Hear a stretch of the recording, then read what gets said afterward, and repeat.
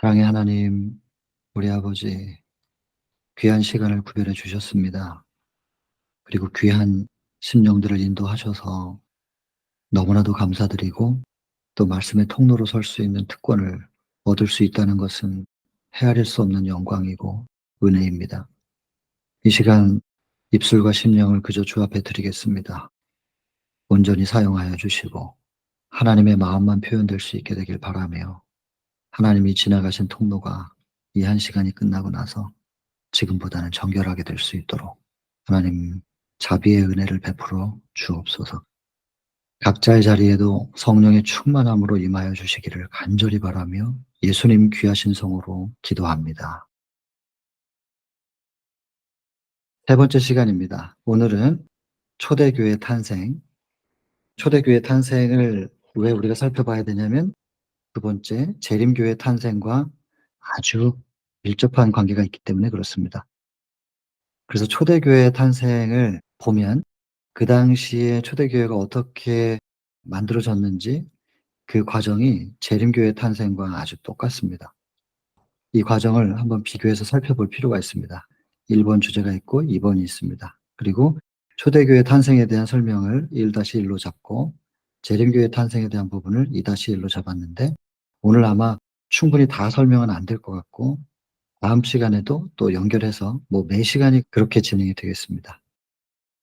일단 초대교회 탄생을 보면요. 일단 대실망이 있습니다.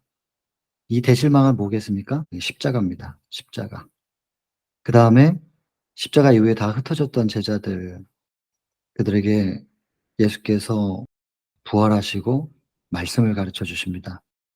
말씀으로 다시 그들의 시선을 끌어당기고 그리고 성령을 기다리라고 하는 당부를 주십니다. 그리고 나서 성령이 임하고 초대교회가 탄생되는, 그리고 탄생된 초대교회는 그 당시에 사명이 있었습니다. 우리가 지난 시간에 공부를 했지만 각 시대에 존재했던 교회들은 무엇을 위해서 존재했냐면 선포, 인류의 구원을 위해서 존재하는데 그들은 그 당시에 존재하는 사람들을 위하여 복음을 선포해야 될 사명이 있었습니다. 그런데 각 시대별로 선포해야 될 복음의 내용이 좀 달랐지요. 그것이 각 시대의 현대기별이거든요. 그래서 초대교회의 현대기별은 무엇이었는가 여기 설명을 이렇게 하고 있고, 똑같은 내용으로 재림교회 탄생 역시 1844년에 대실망이 있었습니다. 그리고 성령이 임하시면서 말씀을 다시 봅니다. 그래서 성소기별을 깨닫잖아요. 그리고 안식일도 찾아내고 성령을 통하여 비전을 보고 말씀을 다시 깨닫고 나서 일어납니다. 그리고 나서 재림교회가 탄생을 하게 됩니다. 제7안식일 예수 재림교회가 탄생이 되는 겁니다. 여기 지금 약칭으로 재림교회라고 했지만 제7일 안식일 예수 재림교회라고 그렇게 알고 계시겠죠, 다들. 그리고 그들이 전해야 될 복음, 선포를 해야 되는데 우리가 받은 복음의 내용 현대기별이 무엇인가, 그것을 밑에 이렇게 쭉 설명을 했습니다. 자, 그러면 이제 조금씩 풀어보겠습니다. 초대교회의 탄생에 대해서 일단 대실망부터. 여러분 사도행적 3장에 보면은 이렇게 내용이 되어 있습니다. 그리스도께서 십자가에서 돌아가신 후에 제자들은 거의 낙담에 빠져 있었다. 사람들이 조롱합니다. 저가 남은 구원하였으되 예수님이 다른 사람은 구원하였지만 자기는 구원할 수 없도다. 저가 이스라엘의 왕이로다.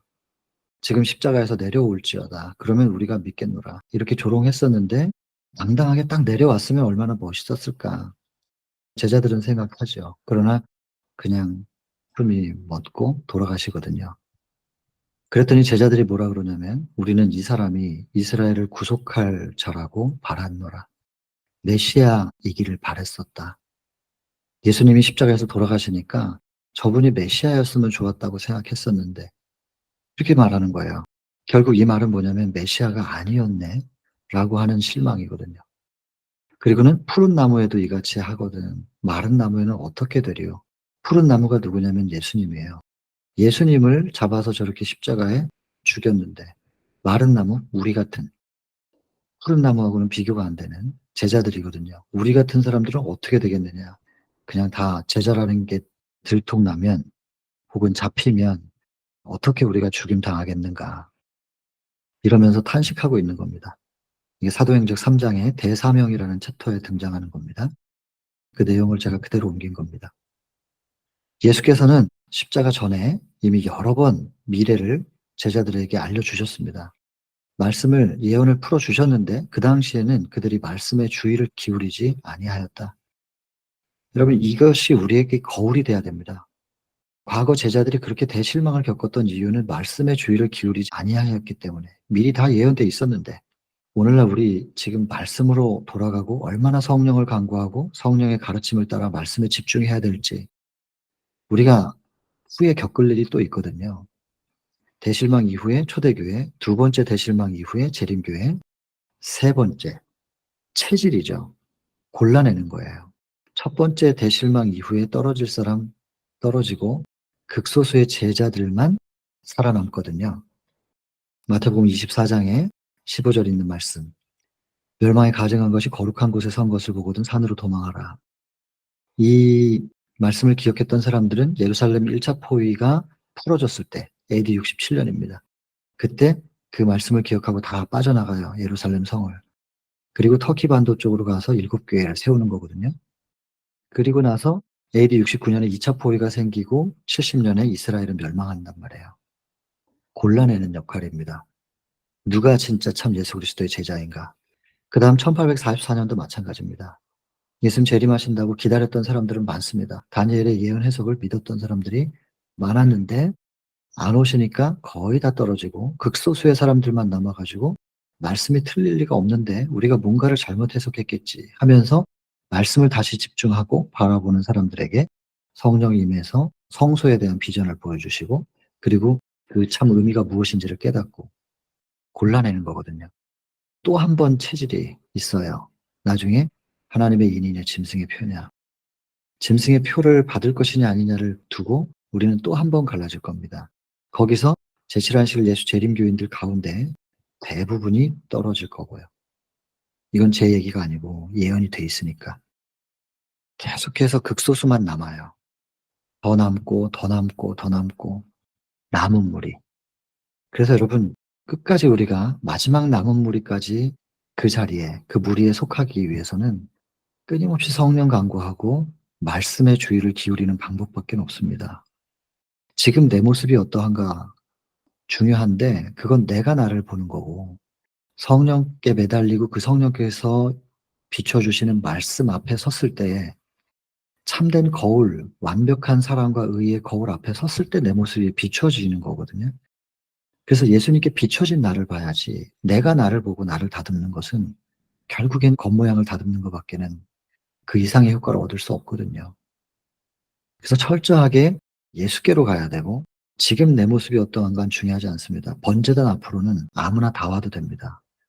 십자가 한편의 강도도 십자가 옆에서 예수님을 영접하니까 바로 구원받는 것처럼 아무리 너희 죄가 주홍같을지라도 진홍같이 붉을지라도 상관없습니다. 그냥 있는 그대로의 모습으로 나아오면 되는 것이죠. 그러니까 지금 내 모습을 살필 게 아니라니까요. 일단 예수께로. 근데 그 예수님 앞에 가보니까 내가 얼마나 더러운지 사도 바울이 말했던 것처럼 나는 죄인 중에 괴수다.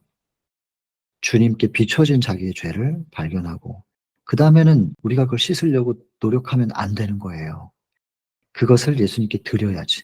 내가 나를 보는 사람들은 자기 스스로 돌을 닦아요. 교양 있게 만들고 다듬어 나간단 말이에요. 한계가 있죠. 있는 그대로의 모습으로 예수께 오고 예수님 앞에 비춰진 나를 발견할 때 나의 더러움을 그분께 맡겨드릴 때 그것이 정로의 계단 5장에서 말하는 헌신입니다. 내 죄를 드릴 때 그분이 그것을 씻어줄 수 있도록 우리가 그것을 허락해 드리는 것. 그렇게 해서 정결하게 되는 겁니다. 그러니 지금 나의 모습 때문에 낙담하지 말고 지금 남들이 나를 뭐라고 부르느냐에 의기소침해지지 말고 일단 예수께로 무조건 예수께로입니다. 십자가 한편의 강도 오죽하면 십자가에 못 박혀 죽겠습니까? 그런데 그가 예수님을 영접하자 구원을 얻는단 말이에요. 겉모양은 그냥 강도예요. 십자가에 못 박혀 죽는 그 수치의 형틀에 못 박혀 있는 그냥 강도. 겉모양은. 그러나 그 사람은 구원받았어요. 우리 중에 어떤 사람이든지 간에 지금 내 모습이 어떻든지 간에 남들이 나를 뭐라고 부르든지 간에 지금 예수께로. 그게 중요합니다. 예수님은 말씀으로 우리와 함께 계시기 때문에 성령을 간구하시고 말씀에 주목하셔야 됩니다. 말씀에 주의를 기울이지 아니하였기 때문에 이들이 떨어진 거예요. 근데 이것을 붙잡았던 사람들은 남거든요. 남은 무리가 되거든요. 근데 심지어 제자들도 말씀에 주의를 기울이지 않았던 때가 있었어요. 그랬는데 은혜의 은혜를 받으면서 결국에는 붙잡잖아요. 그래서 우리가 어저께까지 말씀에 주의를 기울이지 못했었다 할지라도 지금이라도 말씀을 붙잡으면 지금 그 은혜는 우리 것이 된다는 것이죠. 중요한 겁니다. 지금 성령을 구하고 말씀에 주의를 기울여야 한다. 그런데 제자들이 십자가 전에는 그렇지 못했어요. 그래서 슬픔을 겪죠. 그리고 부활하시리라는 것을 믿지 않았고 그렇게 많이 말씀하셨는데도 그래서 절망에 빠지는 겁니다. 사단이 쳐놓은 그늘을 꿰뚫어 보지 못했다. 사도행적은 이 부분에 대하여 그들에게는 만사가 모호하고 신비한 것처럼 보였는데 안타까움으로 지금 기록하는 겁니다. 그들이 구주의 말씀을 믿었더라면 얼마나 많은 슬픔을 면할 수 있었을 것인가. 실망과 슬픔과 낙담에 빠진 제자들은 다락방에 모여서 예수님 돌아가시고 나서 말입니다. 마가의 다락방 거기 모여가지고 문을 굳게 닫고 왜냐면 겁이 나거든요. 쫓아와서 자기 잡아갈까 봐. 그들의 사랑하는 스승의 죽음이 자신들의 운명이 되지는 않을까. 자기들도 예수님처럼 십자가에 못 박혀서 죽게 되지 않을까 두려워하였다. 구주께서는 부활하신 후 바로 그곳에 나타나신 겁니다. 이렇게 실망하고 있는 그들에게 나타나셔서 40일 동안 그들과 함께 계시면서 설명하시는데 뭘 설명하냐면 예언을 다시 설명하셔요. 예언들에 대하여 말씀하시고 구약 성경에 이렇게 메시아가 오고 이렇게 수치를 당하고 그 다음에 영광의 재림이 있다고 기록되어 있지 않느냐 하면서 다시 말씀하시는 겁니다. 그리고 그 모든 내용들이 성취된 것을 증명하신 거죠. 당신이 부활하신 모습을 보여주시면서 말씀을 다시 설명하시거든요. 이에 저희 마음을 열어 성경을 깨닫게 하시고 또 이르시되 이같이 그리스도가 고난을 받고 제3일에 죽은 자 가운데서 살아날 것과 또 그의 이름으로 죄 사함을 얻게 하는 회개가 예루살렘으로부터 시작하여 모든 족속에게 전파될 것. 그리고 이것에 대하여 너희는 이 모든 일의 증인이다. 이렇게 말씀을 가르쳐 주시고 또한 사명까지 같이 주시는 겁니다. 그리고 나서 이들은 기다리죠. 기다리라는 명령까지 주시고 이제 승천하십니다. 그러니까 그들은 계속 기다립니다. 기다리고 있다가 한 곳에 모여 있을 때 저희 앉은 온 집에 불의 혀같이 성령이 이제 임하는 것입니다. 그래서 각기 다른 방언으로 뭐 성령의 열매들이 이제 나타나는 거죠. 이 한 곳이라는 것은 똑같아요. 문을 굳게 닫고 그렇게 숨어 있었던 그 자리 똑같습니다. 큰 다락방 거기에서 있었고 그 부분에 대한 이제 설명입니다. 사도행적 4장인데요. 사업을 시작하기 전에 그들은 이것을 기다려야만 하였다. 하늘 문으로 들어가신 그리스도는 보좌에 오르셨다. 그들은 기다리고 있을 때 예수님이 이제 승천하신 거예요. 그리고 하늘 보좌에 오르신 것이죠. 그리고 나서 하늘에서 취임식이 있어요. 왕으로서. 그리고 오순절 성령 좀 그냥 읽어드릴게요. 이 예식이 맞춰지자 하늘 보좌에 오르시는 그 예식이 맞춰지자마자 성령은 풍성하게 제자들에게 쏟아져 내렸다. 이것이 이제 오순절이거든요. 오순절의 성령 강림. 그래서 사도행적 4장이 오순절이에요. 제목이. 그래서 아버지와 함께 가셨던 모든 영광으로 영화롭게 되셨다. 오순절 성령 강림은 이 땅에 성령이 임하신 것은 하늘에서의 그 이 보좌에 오르신 왕으로서의 취임식이 끝났다는 하늘의 통고였다. 대단히 중요한 겁니다. 하늘에서 예수님께서 인정받고 왕으로서의 취임을 했다는 것, 의미 깊은 그 예식이 있는 것을 이 땅 사람들이 모르기를 바라지 않으십니다. 하늘에서 어떤 일이 벌어지는지를 이 땅의 사람들이 알기를 바라시는 겁니다. 그래서 사인을 주는 거예요. 성령을 보내신 거예요. 그분은 당신의 약속에 따라 하늘로부터 성령을 그의 제자들에게 보내셨는데 이것은 왕으로서 하늘과 땅의 모든 권세를 받은 분이요. 따라서 그의 백성을 위해 기름 부음을 받은 분이라는 증거였다. 왕으로서의 취임하셨다는 것의 증거로 성령을 보내주셨다는 것입니다. 마태복음 18장 18절에 보면은 이 땅에서 풀면 하늘에서 풀리고 땅에서 매이면 하늘에서도 매이는 하늘과 땅이 연결되어 있다고 하는 것을 강조하거든요.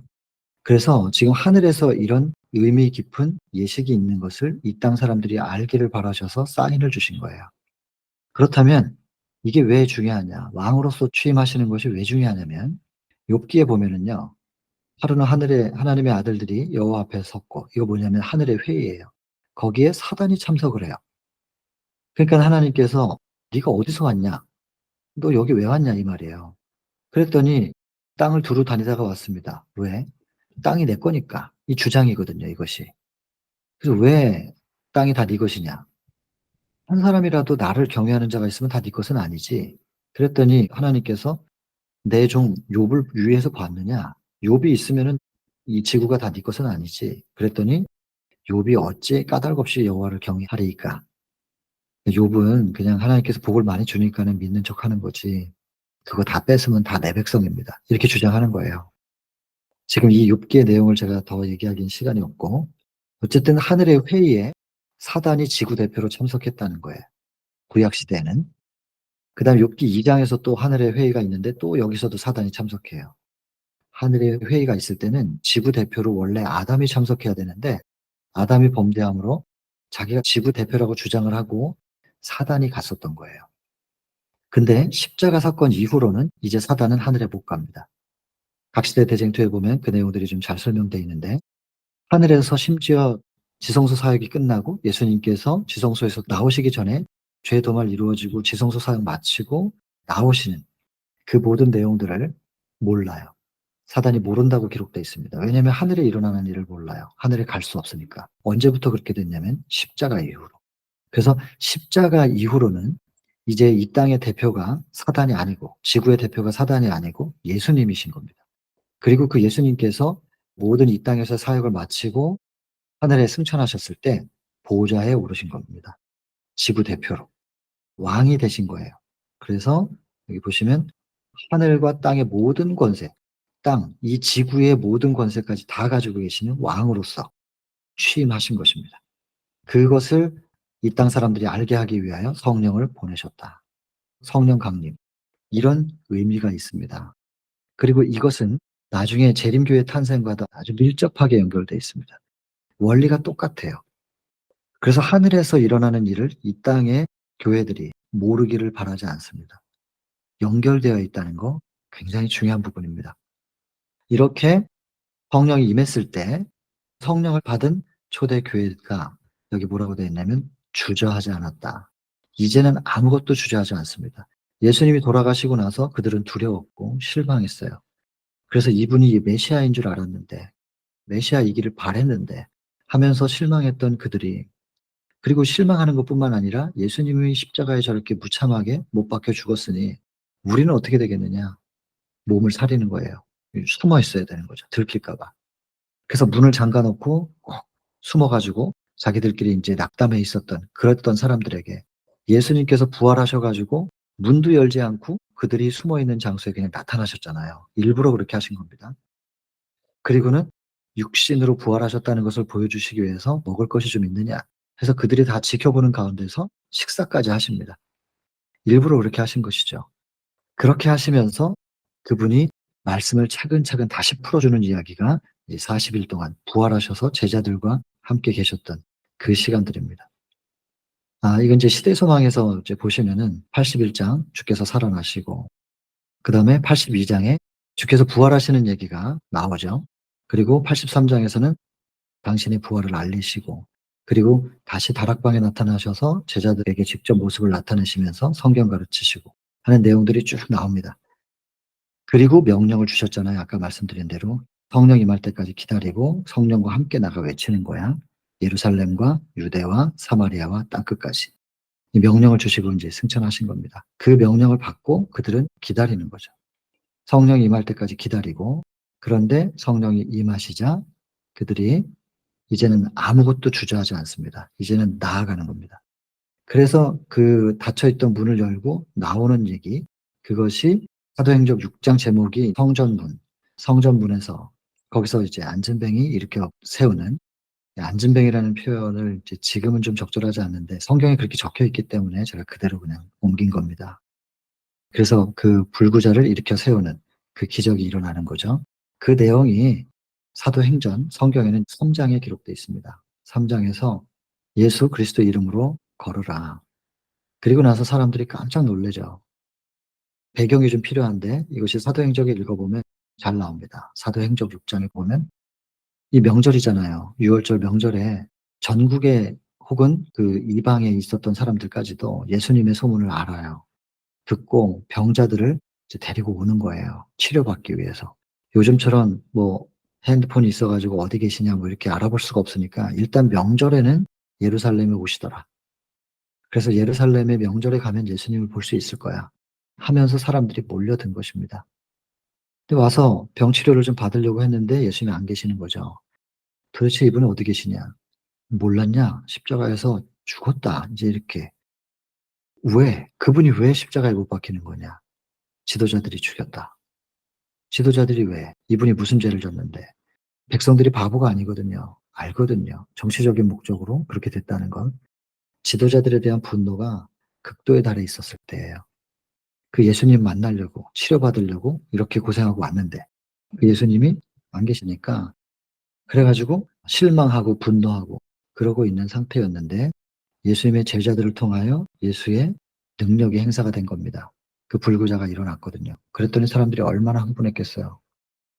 그래서 사람들이 다 베드로와 요한을 이제 주목하고 있는 거예요. 그리고 뭐 달려들어 가지고 성경에 저는 이제 부분만 인용을 했지만 그들을 붙잡고 매달렸다고 돼 있어요. 그랬더니 베드로가 이렇게 말하는 거예요. 베드로가 이것을 보고 백성에게 말하되 "이스라엘 사람들아 이 일을 왜 기이히 여기느냐. 우리 개인의 권능과 경건으로 이 사람을 걷게 한 것처럼 왜 우리를 주목하느냐." 여러분 이것만 보더라도 깊은 감동이 있어요. 사도행전 3장 12절 이 부분만 보더라도 베드로가 완전히 다른 사람이 됐어요. 베드로는 원래 사람들한테 인기, 주목받고 이러면 되게 좋아하는 사람이었거든요. 근데 이 베드로 말하는 거 보세요. "우리 개인의 권능과 경건으로 이 사람을 걷게 한 것처럼 왜 우리를 주목하느냐." 그리고는 누굴 바라보라는 거예요. "하나님이 죽은 자 가운데서 살리셨다. 너희가 죽였는데 하나님께서 부활시키셨다." 여러분 이 부분도 잘 기억하셔야 됩니다.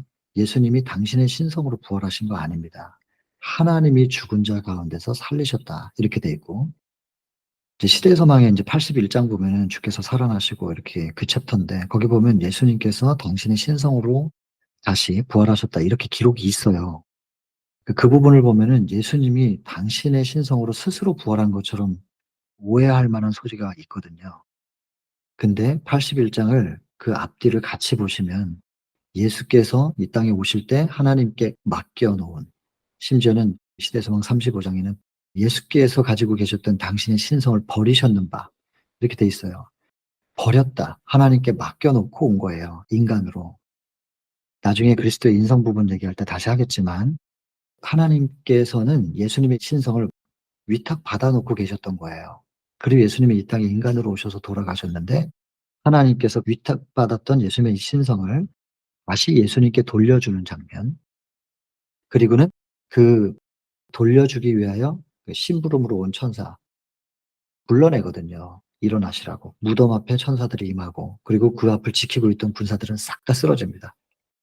그리고 신성을 돌려드려요, 예수님에게. 그 예수님의 시신 앞에 그 무덤 앞에 와서 돌려드리고 그 신성을 다시 받아요, 예수님은. 원래 당신 것이었지만 하나님께 맡겨 놨던 것을 다시 돌려받고 그렇게 돌려받은 신성으로 일어나신다. 이렇게 돼 있는 거예요, 순서가. 그러니까 예수님이 받으신 당신의 신성으로 부활하셨으면 자기가 스스로 일어난 게 맞는 것 같지만 그 신성을 하나님께 맡겨 놨던 것을 하나님께서 다시 돌려주셨기 때문에 예수님께서 그 신성으로 일어나신 거예요. 그러니까 성경과 예언의 신이 다르지 않단 말이에요. 그 성경은 이렇게 돼 있거든요. "하나님이 죽은 자 가운데서 살리셨다. 우리가 이 일의 증인이다." 이렇게 말한단 말이에요. 그러니 시대 소망이 하나님이 살리신 게 아니라 예수님의 신성이 스스로 부활했다. 이렇게 하면 성경과 다른 거죠. 근데 그 한 부분만 보면 그렇게 될 수 있지만 앞뒤로 살펴보시면 절대로 그렇게 기록되어 있지 않단 말이에요. 하나님께서 신성을 예수께로 돌려주셔서 그 돌려받은 신성으로 일어나신 거예요. 결국엔 하나님께로부터 받아서 부활하신 거니까 성경과 예언의 신은 절대로 다르지 않습니다. 이 부분 좀 짚고 넘어가고 그다음에 그 이름을 믿음으로 이름이라고 하면 이제 마태복음 1장 21절이죠. 아들을 낳을 건데 이름을 예수라고 해라. 그 뜻은 자기 백성을 저희들의 죄로부터 구원해낼 자다. 예수라고 하는 이름의 뜻, 구원이에요, 구원. 그래서 그 구원이신 이름을 믿음으로 그 이름이 너희 보고 아는 이 사람을 성하게 하였나니, 이제 이 부분에서 다시 부연 설명을 하는데, 이름을 믿음으로, 그 이름의 뜻은 우리가 알죠. 구원이라고. 그런데 그 구원이신 이름을 믿음으로 이 사람이 낫게 된 것이다. 근데 그 믿음조차도 혹시라도 부담이 될까봐, 그 믿음도 우리가 만들어내는 믿음이 아니고 예수로 말미암아 난 믿음이다. 이렇게 표현해요. 나중에 계시록 14장 12절에 보면 하나님의 계명과 예수 믿음을 지키는 자더라 할 때 똑같습니다. 예수의 믿음.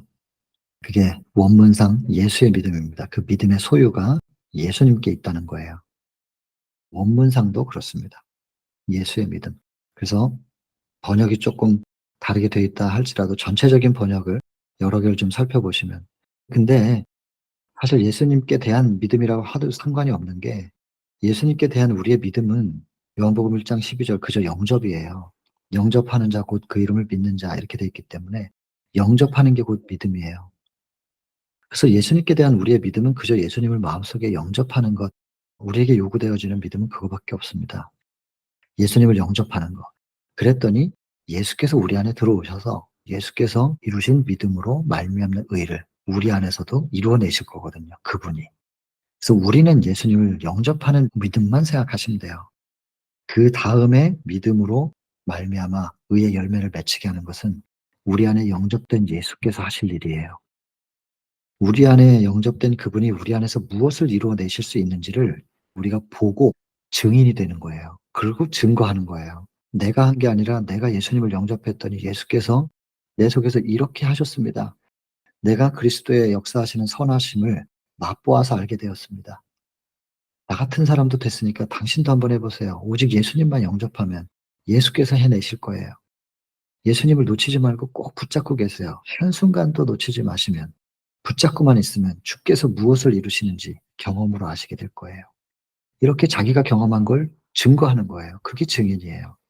하나님의 계명을 지키고 예수의 증거를 가진 자더라. 증인이어야 돼요. 증인. 본 것을 말해야 증인이지. 보지도 못한 걸 말하면 그 위증 아닙니까? 그래서 예수께 대한 우리의 믿음이라고 표현해도 상관이 없어요. 번역이 그렇게 돼도 상관없는데, 혹시라도 이 내가 어떻게 믿어야 되는데라는 그 믿음조차도 신앙의 부담으로 느끼실까 봐 제가 좀 설명이 길게 지금 된 거예요. 그래서 여러분, 베드로도 그 부분에 대해서 미리 연민을 가지고 설명해 주는 겁니다. 구원이신 이름을 믿음으로 이 사람이 낫게 된 거지 내 능력이 아니다. 내가 뭐 믿음이 훌륭한 사람이라 이 사람을 낫게 하는 그런 능력의 통로가 된 게 아니고, 그 믿음조차도 예수님으로 말미암아 생긴 거야. 그러니까 오직 예수만 바라봐. 그 말이에요. 형제들아, 너희가 알지 못하여 그리 예수님을 거절하고 십자가에 못 박았다는 걸 우리가 안다. 그래서 예수님도 이 땅에 계실 때 말씀하신 거예요. 나를 거절하는 건 괜찮다. 용서받을 수 있다. 근데 훗날 성령을 거절하면은 용서받을 길이 없다. 그게 마지막인데 나는 지금 거절해도 괜찮고 나를 십자가에 못 박아도 괜찮아. 그러니까 기도하시잖아요. 누가복음 23장 34절에 아버지여 저희를 사하여 주옵소서. 자기 하는 것을 알지 못함이니이다. 몰라서 이러는 겁니다. 당신에게 못을 박는 사람들을 위하여 이 사람들 몰라서 그런 거니까 용서해 주세요. 이렇게 기도하시잖아요. 베드로도 똑같이 지금 말하는 거예요. 너희가 알지 못해서 그랬다는 것을 하늘도 알고 우리도 안다. 관원들도 잘 모르고 십자가에 못 박으라고 한 걸 거야. 지금 그 말하는 거예요. 잘 몰라서 그런 거라고. 지금이라도 너희가 회개하고 돌이켜 너희 죄 없이 함을 받으라. 회개하면 다 용서하실 거야. 이같이 하면 유쾌하게 되는 날이 주 앞으로부터 이를 것이고, 또 주께서 너희를 위하여 예정하신 그리스도 곧 예수를 보내시리니, 이건 뭐예요? 재림 얘기거든. 재림. 초림하신 예수님은 십자가에 못 박았으나 다시 오실 예수님은 영접해야 된다. 그분을 제대로 받아들이는, 재림에 대한 약속이 분명히 있으니 그분을 지금부터 마음속에 모시고 살다 보면 그날 예수님을 우리가 제대로 만나게 되고 환영할 수 있게 될 거야. 초림 예수는 이렇게 됐지만 너희가 몰라서 십자가에 못 박았다고 우리가 알아. 이제는 재림 예수는 그렇게 맞이하면 안 돼. 그러니 지금 너희 마음속에 예수 그리스도를 영접하고 재림 예수를 맞이할 준비를 하라. 그 얘기죠. 하나님이 영원 전부터 거룩한 선지자의 입을 의탁하여 말씀하신 바 만유를 회복하실 때까지는, 만유, 온 우주를 다, 그리고 지구, 더럽혀진 성소, 우리 마음 다 마찬가지인데 회복하실 때까지는 하늘이 마땅히 그를 받아들이라. 재림하시기 전까지는 예수께서 하늘에 계실 것이다. 그 말이죠. 그렇게 외칠 때 3천 명 회개하고 5천 명 회개하고 계속 이런 일들이 벌어지잖아요. 그리고는 다들 예수를 믿기로 해요. 믿는 무리가 한 마음과 한 뜻이 되어 모든 물건을 서로 통용하고, 왜냐하면 그리스도 교인이 된다는 거, 유대교로부터 그리스도교로 개종을 하면 출교예요. 당하면 그 당시에 이스라엘이라는 나라 자체가 그냥 국가라기보다는 거대한 종교 집단이었고 노예였단 말이에요. 그래서 거기서 출교를 당하면 경제 활동을 못해요. 먹고 살 수가 없어요. 가정에서도 쫓겨납니다. 지금 뭐 중동에 가면 무슬림들이 여전히 이렇게 하잖아요. 과거에는 더 강했단 말이에요. 그래서 아무것도 가진 게 없는 사람들이 쫓겨나면 먹고 살 길이 없는 거예요. 외국으로 나가기 전까지는. 외국에 나가서 뭐 이렇게 또 자리 잡고 먹고 살기가 쉽지 않잖아요. 그러니까 이스라엘 안에서 가난한 사람들, 아무것도 없이 그냥 바로 그리스도를 마음속에 영접한 사람들은 어떻게 먹고 살아요? 그러니까 그리스도인들, 개종한 사람들 가운데 돈이, 재물이 있었던 사람들이 그걸 다 내놓는 겁니다. 그렇게 해서 함께 먹고 살았어요. 그래서 물건을 서로 통용하고 자기 재물을 조금이라도 자기 것이라고 하는 이가 없었다. 이게 전부 성령 받은 사람들의 모습이죠. 이게 훗날 우리도 이렇게 돼야 되거든요. 마지막 예수님 재림 직전에 우리가 다 이렇게 하나 돼야 될 때가 와요. 제발 이렇게 됐으면 좋겠어요. 근데 좀 멀어 보이잖아요. 성령 임하시고 성령께 나를 완전히 드리게 되면, 헌신하게 되면 내 안에 충만하신 예수 그리스도의 사랑으로 이게 가능할 겁니다. 이날이 속히 왔으면 좋겠습니다. 그리고 사도들이 큰 권능으로 주 예수의 부활을 증거하니 무리가 그 은혜를 얻어 그 중에 핍절한 사람이 없고 이는 밭과 집 있는 자는 팔아서 그 판 것의 값을 가져다가 사도들의 발 앞에 두매 저희가 각 사람의 필요를 따라 나눠주미로라 하면서 초대 교회 무리들이 형성이 된 겁니다. 좀 더 자세한 내용이 있지만 후에 좀 더 보충하기로 하고요. 그렇게 해서 초대교회 탄생 1번은 이렇게 쭉 탄생의 배경과 탄생하기까지의 스토리가 있습니다. 그렇다면 이 초대교회는 왜 존재해야 되는가? 사도행전 1장 우리가 언급했지요. 교회가 존재하는 이유는 구원을 위해서입니다. 오직 구원 외에 다른 것이 없습니다. 인간의 구원을 위하여 교회를 하나님께 세우신 겁니다. 그러면 그 당시 사람들의 구원을 위하여 초대교회는 어떤 메시지를 전해야만 했었던 것인가? 사명은 선포입니다. 당시의 현대 기별을 전하는 선포. 현대 기별이라고 하기도 하고 현대 진리라고 하기도 합니다. 현대 진리. 일단 첫 번째, 십자가에 못 박혀 돌아가신 그 예수께서 메시아였다. 이거 말이죠. 여러분 이게 너무나 당연하게 여겨지지만 오늘날 우리에게는, 그러나 그 당시는 그렇지가 않습니다. 그 당시의 십자가와 지금 우리가 느끼는 십자가의 이미지가 완전히 달라요. 영화 같은 데 보면은 드라큘라 같은 거 나오면 제가 어릴 때 그런 거 보면서 좀 무서워했었던 기억이 있는데, 막 이렇게 십자가 이렇게 비추면 드라큘라가 도망가고 뭐 이런 거 있잖아요. 우리한테는 그 십자가가 신성이고 능력이에요. 그런 이미지지만 과거의 십자가는요, 그냥 그게 수치의 형틀이에요. 고문형, 사형시키는 도구인데 고문형으로. 그래서 베드로는 로마인이 아니기 때문에 십자가에서 못 박혀 죽었지만 사도 바울은 로마 시민권이 있었기 때문에 고문형을 당하지 않아요. 그래서 단두대에서 목 잘려 죽었잖아요. 사형의 형틀이었다고요. 그 중에서도 가장 고통스럽게 고문 당하면서 죽는, 그리고 벌거벗겨서 수치의 형틀, 그게 십자가예요. 그래서 십자가에 죽는 사람은 가장 심한 죄인이죠. 가장 악한 사람들이나 사형시키는 형틀이었단 말이에요. 근데 예수라고 하는 사람이 십자가에 못 박혀 죽은 거예요. 십자가에 못 박혀 죽은 사람을 메시아라고 믿어야 되는 상황이란 말이에요. 그것이 쉬운 일이 아닙니다. 그러니 그 당시에 십자가에 못 박혀 돌아가신 예수님을 메시아라고 전하는 예수님의 제자들부터 시작된 이 초대교회의 메시지가, 그 당시 현대 진리를 전하는 일이 결코 쉬운 일일 수가 없는 것이죠. 그래서 첫 번째, 그 어려운 메시지를 전합니다, 이들이. 그 다음에 두 번째, 아담이 범죄하고 나서 창세기 3장 21절에 보면은 가죽 옷을 입혀주시는 얘기가 나오는데, 가죽 옷을 입히려면 가죽이 필요하고, 가죽은 동물에게서 취한 거기 때문에 동물이 죽어야 돼요.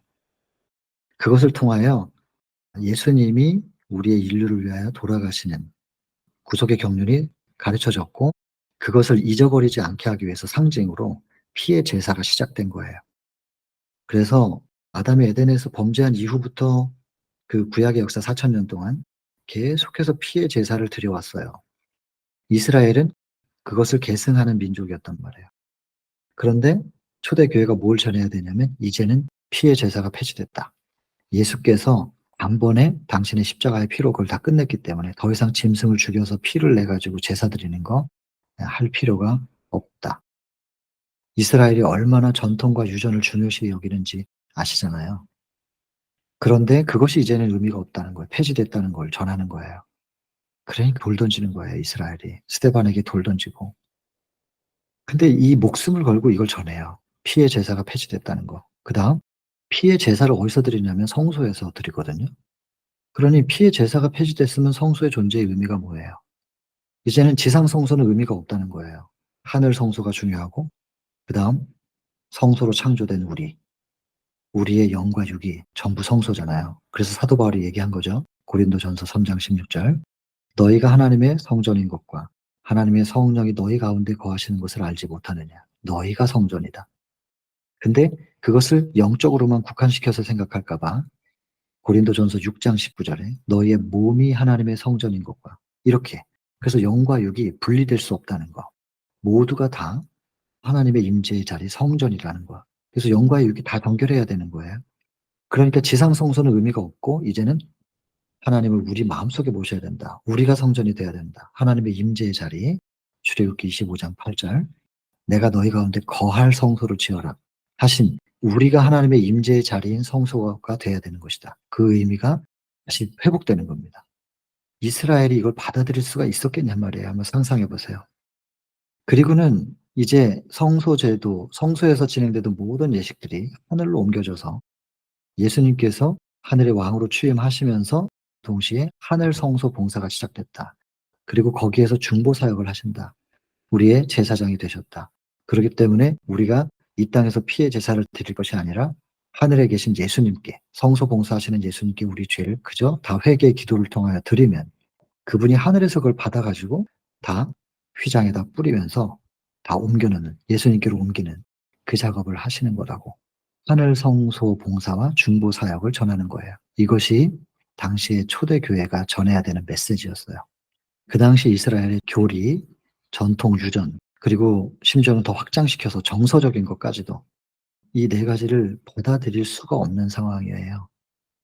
이 어려운, 도무지 받아들일 수 없는 내용들을 지금 초대교회가 전해야 되는 사명을 받았던 거죠. 그런데 이 어려운 일을 해내요. 복음을 전하고 성령께서 역사하셨고 하나님의 능력으로 그들에게 신성을 보이시면서 사람들의 마음을 열어가지고 진리의 씨를 뿌리게 하시거든요. 예루살렘부터 유대, 사마리아, 그리고 사도 바울을 통하여 전 세계로 퍼져나가는 역사가 일어나죠. 이것이 반복돼야 되거든요. 우리를 통해서, 재림교회를 통해서 이것이 다시 이런 전 세계적인 복음이 전파되는, 천국 복음이 모든 민족에게 증거되기 위하여 전파되어야 하리니 그제야 끝이 오리라. 마태복음 24장 14절인데요. 이것이 우리 재림교회를 통해서 일어나야 되는 건데, 재림교회가 이것을 할 수 있는 상태이냐. 과거 이스라엘이 그 사명을 받았는데 하지 못했죠. 시대소망 2장에 보면 이 사명이 주어졌었는데 그들은 현세적 위대함을 추구함으로 그 사명을 다 잊어버렸다. 이렇게 기록되어 있는데, 이스라엘이 그걸 놓치고 제자들이, 극소수의 사람들이 그 사명을 계속 맥을 이어갔던 것처럼 제칠한식 예수 재림교회가 이 사명을 가지고 있는데 이것을 이행할 수 있는가? 혹시 과거 이스라엘의 모습으로 지금 돌아가고 있는 건 아닌가? 생각해야 되는데, 가슴 아프게도 성경에는 미리 예언되어 있습니다. 지난 시간에 공부했었던 계시록 3장 14절부터 22절까지 있는 라오디게아 교회. 너희는 부자라 부유한 자라 부족한 것이 없다고 한다. 안주하고 있는 상태, 선민사상, 하나님의 백성이야. 혹은 재림교회는 하나님의 교회야. 이렇게 안주하고 있는 그 상태로서는 안 된다 이거예요. 뜨겁지도 않고 차갑지도 않고 미지근하면 토해낼 것이다. 그렇게 말씀하시면서 15절, 16절 그리고 17절에 부자라고 하는데 너희가 아무것도 갖고 있지 못하니 18절에는 금도 사야 되고 흰옷도 사야 된다. 금은 믿음, 흰옷은 의. 믿음으로 말미암는 의가 너에게 지금 없다. 없다고 하는 것을 발견해야 된다. 벌거벗고 있다는 것을 발견해야 되는데 안약을 사서 좀 바르고 눈을 좀 떠봐라. 너희가 부자가 아니고 지금 화려한 옷으로 옷 입고 있는 게 아니라 벌거벗고 있는 상태라고 하는 것을 그게 라오디게아 교회의 상태란 말입니다. 내가 내 사랑하는 자를 책망하여 징계하노니 19절입니다. 열심을 내고 회개하라. 그리고는 금과 흰옷은 내가 사실은 미리 다 준비했어. 20절. 두드리노니 문을 열어주면 내가 들어가서 다 회복시켜 줄게. 그 얘기란 말이에요. 라오디게아 교회를 향해서 회개 메시지가 들릴 때 그것을 받아들이는 사람들이 또 남을 거예요. 이스라엘에서 제자들이 남았던 것처럼 재림교회에서 또 극소수의 사람들이 남게 될 겁니다. 항상 그때마다 체질이 있었고 걸러내는 그런 사건들이 있어 왔단 말이에요. 오늘 1시간 동안에 초대교회와 재림교회 탄생 두 가지를 다 하려고 그랬는데 초대교회 탄생 얘기밖에 못했네요. 시간이 다 해버렸네요. 오늘 여기서 마쳐야 되겠습니다. 다음 시간에 재림교회 탄생을 이어서 하겠습니다. 여러분, 초대교회 탄생의 배경과 단계들, 그것이 재림교회 탄생과 똑같아요. 그리고 그들에게 주어진 사명이 무엇이었는지를 잘 생각하시고 재림교회가 받은 현대진리, 무엇을 선포해야 될 것이냐, 내용은 좀 다릅니다. 근데 이것이 1번, 2번, 3번을 수평적으로 쭉 이어나가는 게 아니고 위로 쌓아 올리는 거예요. 1단계, 2단계, 3단계를 위로 쌓아 올리는 겁니다. 그래서 초대교회가 전했던 그 기별 위에 재림교회가 전하는 기별이 쌓여지는 것입니다. 그렇게 해서 우리 재림교회에는 재림교회만이 전해야 될 이 현대 진리가 분명히 있고 이것이 우리 교회에게 주어진 사명입니다. 그래서 여러분, 어느 시대나 한 사람의 영혼이 구원받기 위해서는 기본적으로 예수님과의 관계로 구원을 받기 때문에 구원의 도 측면에서는 다 똑같아요. 각 시대별로 다 똑같아요. 개인의 구원을 위해서는. 그거는 기본적으로 가져가야 되는 복음의 메시지예요. 그러나 그 외에 각 시대별로 전해야 될 현대 진리가 있었고 그것은 각 시대별로 하나님께서 세우신 교회가 가지고 있는 사명이었어요. 이거에 대한 이해를 하셔야 돼요. 그래서 나 하나만 구원받으면 되지. 이건 이기적인 거예요. 이 시대를 살고 있는 사람들에게 주어진 기별이 있단 말이에요. 그것도 이해해야 된다는 거 강조를 좀 드립니다. 그래서 초대교회 탄생의 이야기와 그들에게 주어졌던 사명, 그 시대에 주어졌던 현대 진리, 현대 기별이 무엇이었던 것인가 이것을 우리가 생각해 보았습니다. 여러분 복습을 좀 하신다면 이 대실망 십자가 이후 제자들이 얼마나 낙담했을지 여기 지금 보면 그리스도께서 돌아가신 후 제자들은 거의 낙담에 빠져 있었다. 이 낙담이 어느 정도였을지 한번 묵상하시면서 한 주를 좀 보내주셨으면 좋겠습니다. 그리고 예수께서 다시 부활하셔서 그들에게 말씀을 다시 설명하시고 성령과 함께 이 말씀을 붙잡고 그들에게 나아가라고 명령하신 것. 그러니까 이 낙담에서 우리가 다시 일어날 수 있는 것은 오직 주께서 가르쳐 주시는 말씀밖에 없습니다. 지금 이 시대는 주께서 직접 나타나셔서 말씀을 가르쳐 주시지는 않지만 주의 성령을 보내셨잖아요. 요한복음 14장, 15장, 16장에서 계속 성령에 대해서 강조하시는데 보혜사 성령이 오시면 모든 것을 가르쳐 주시고 생각나게 하실 것이다. 예수께서 육체로 오시면 내 앞에 계실 수 없지만 주의 영이신 보혜사 성령이 오시면 한순간에 수많은 사람들을 갈망하는 모든 사람들 앞에서 다 교사가 될 수 있으니까 성령이 오시는 게 우리에겐 더 유용한 겁니다. 그래서 예수께서 부활하셔서 제자들에게 말씀을 가르치신 것처럼 똑같이 성령을 간구하면 성령께서 우리에게 말씀을 가르쳐 주실 거니까 낙담 가운데서 일어날 수 있는 유일한 길은 성령을 간구하고 그 성령께서 인도해 주시는 대로 말씀을 바라보는 것입니다. 그렇게 말씀을 붙잡고 다시 그들이 일어나고 그런데도 불구하고 능력의 성령이 임할 때까지는 기다리라 그랬단 말이에요. 내 개인의 마음속에서 예수께서 부활하신 거, 부활하신 예수님을 모시는 거 그거는 다 개인적으로 할 수 있지만 이제 사명을 가지고 나아가는 것은 능력의 성령이 임하셔야 되니까 잠깐 기다려. 했을 때 기다려요. 그리고 오순절날 성령을 받고 그들이 더 이상 주저하지 않고 나아가서 복음을 전하는 이야기. 그리고 그들이 전했던 내용이 무엇이냐. 요런 1, 2, 3, 4 요것이었다는 거. 그래서 그 당시에 이들이 이 기별을 전하는 것이 얼마나 어려웠을지 배경을 잘 이해하시고 오셔야 됩니다. 그냥 뭐 그런가 보지가 아니고 이 메시지를 그 당시 사람들에게 전하는 것이 얼마나 어려웠을까. 이 현대 진리를 선포하는 것이 엄청난 핍박을 심지어 목숨을 걸고 전해야만 했었던 그 당시의 사명을 그들은 기쁜 마음으로 이제 받았거든요. 오늘날 우리에게도 똑같단 말입니다. 오늘날 우리가 전하는 현대 진리가 있고 이것을 전할 때 어떤 핍박이 있을지가 이미 예언되어 있기 때문에 이것이 우리의 묵상의 주제가 될 필요가 있습니다. 미리미리. 자, 오늘 여기까지만 하고 마치겠습니다.